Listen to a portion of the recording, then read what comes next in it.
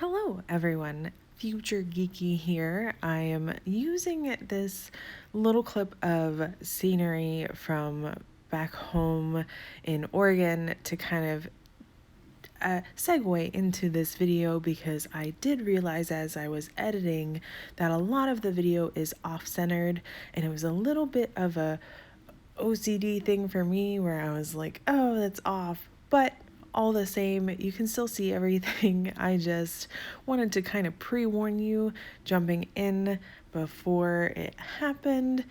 So thank you so much for joining me today. I hope that you guys enjoy this video, and let's jump into it. Hello everyone, and welcome back to my channel. Today's video is a bit different. As you can see, I am filming this and talking to you in real time rather than doing a voiceover. I was shopping around on Amazon for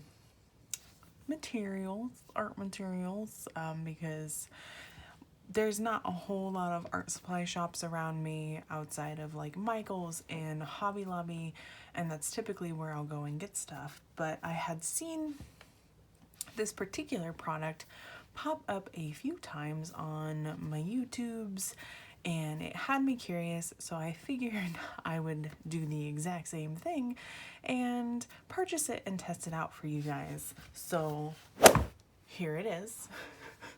This is the Himi Jelly Gouache set.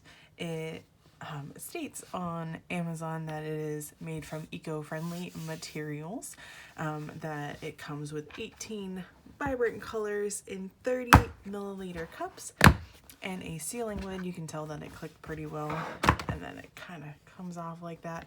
And it comes with this palette as well. You can see all the jelly cups, and I'm sure that you guys have seen videos about these, so it really has me curious. I haven't really worked with gouache in the past, and that was where my curiosity came with these.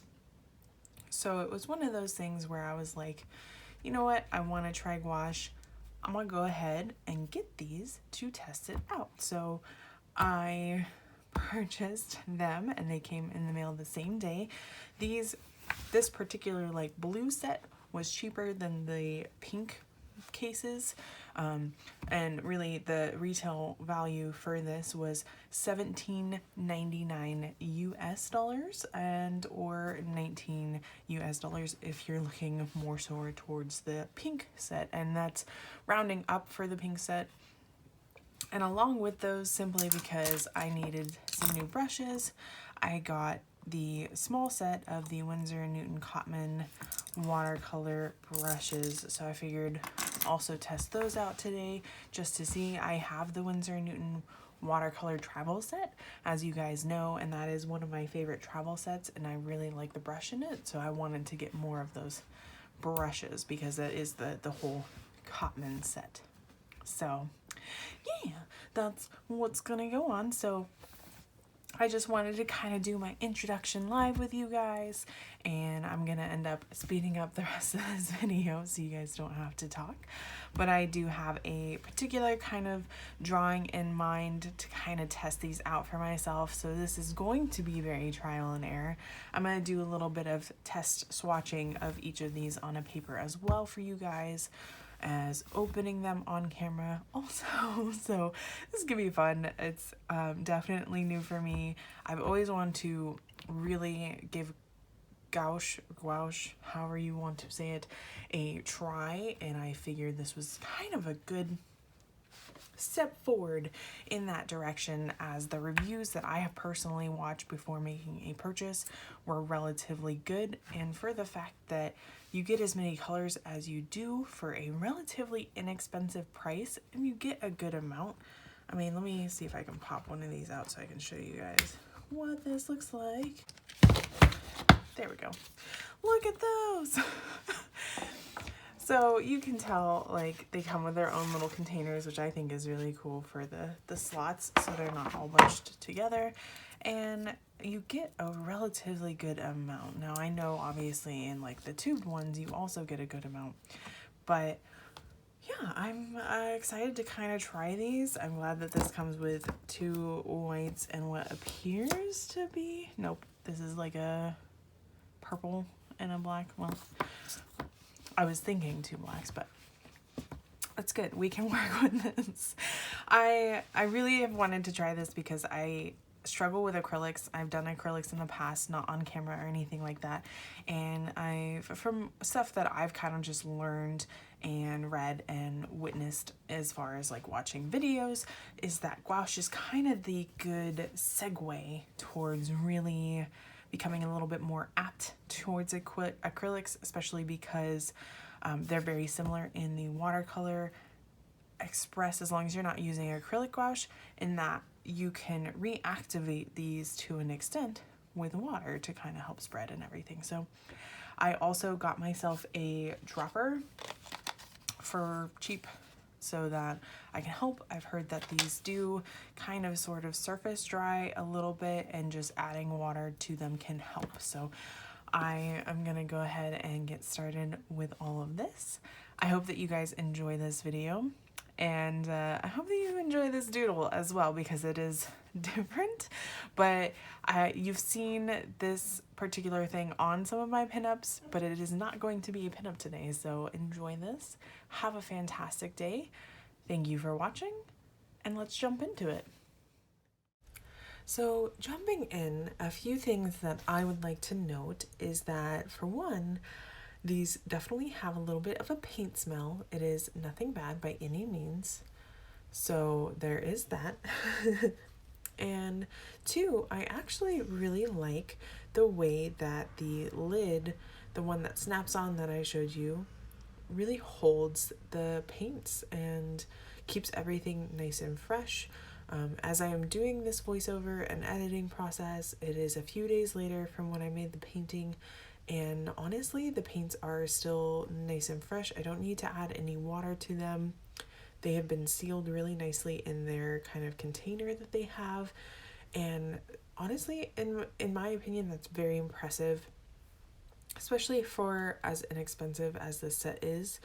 As I used them and I laid down the paint with them and kind of played around with them, I found that I really enjoy this product and this medium in general. I love how vibrant and opaque the pigment is, and I love how smoothly it lays. And sure, there were some times where I realized I didn't have enough paint or I didn't have enough water to get that kind of smooth transition on the paper, especially because the paper isn't necessarily a very rough paper, but it does have a little bit of the ridge where if the brush is too dry, you'll get that kind of dry brush effect, which isn't a bad thing, but I really wanted more so the smooth edges, being that I was painting the snake look.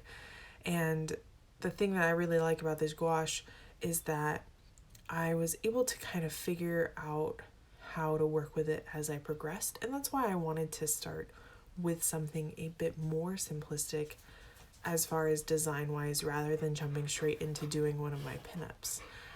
So doing the snake, there's a point in here where I paint down some scales and I realize that I really don't like the way it looks. So I take the color that I've been using to paint the snake, which is a mixture of the teal with some white, and then I just paint over it and kind of blend it in with the background by adding a little bit of water, and it essentially adds a nice effect, also getting rid of the scales that I was trying to implement.